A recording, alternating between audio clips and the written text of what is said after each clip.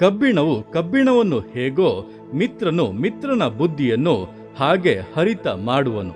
ಅಂದರೆ ಯಾರೊಟ್ಟಿಗೆ ನಮಗೆ ಹೆಚ್ಚಿನ ಒಡನಾಟ ಇದೆಯೋ ಅವರ ಸ್ವಭಾವಗಳು, ಬುದ್ಧಿಗಳು ನಮ್ಮಲ್ಲಿ ಸುಲಭವಾಗಿ ಬಂದು ಬಿಡುತ್ತದೆ.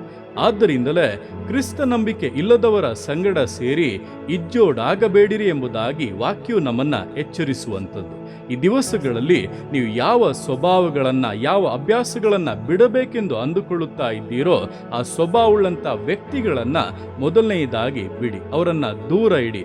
ಹಾಗೆ ಯಾವ ವಿಷಯಗಳನ್ನ ಹೊಂದಬೇಕು, ಯಾವ ಸ್ವಭಾವಗಳನ್ನ ಹೊಂದಬೇಕೆಂದು ಆಗ್ರಹಿಸುತ್ತಾ ಇದ್ದೀರೋ ಆ ಸ್ವಭಾವಗಳು, ಆ ವಿಷಯಗಳು ಉಳ್ಳಂಥ ವ್ಯಕ್ತಿಗಳೊಟ್ಟಿಗೆ ಹೆಚ್ಚಿನ ಸಮಯವನ್ನ ಕಳೆಯಿರಿ, ಆ ಒಡನಾಟವನ್ನ ಇಟ್ಟುಕೊಳ್ಳಿ. ಆಗ ಬಿಡಬೇಕಾದನ್ನ ಬಿಡುವುದಕ್ಕೂ ಹೊಂದಬೇಕಾದನ್ನ ಹೊಂದುವುದಕ್ಕೂ ಸುಲಭವಾಗಲಿದೆ. ಎಲ್ಲಕ್ಕಿಂತ ಹೆಚ್ಚಾಗಿ ಕ್ರಿಸ್ತನ ಅನ್ಯೋನ್ಯತೆಯಲ್ಲಿ ದೃಢವಾಗಿರಿ, ಜೀವಿತ ಆಶೀರ್ವದಿಸಲ್ಪಡಲಿದೆ.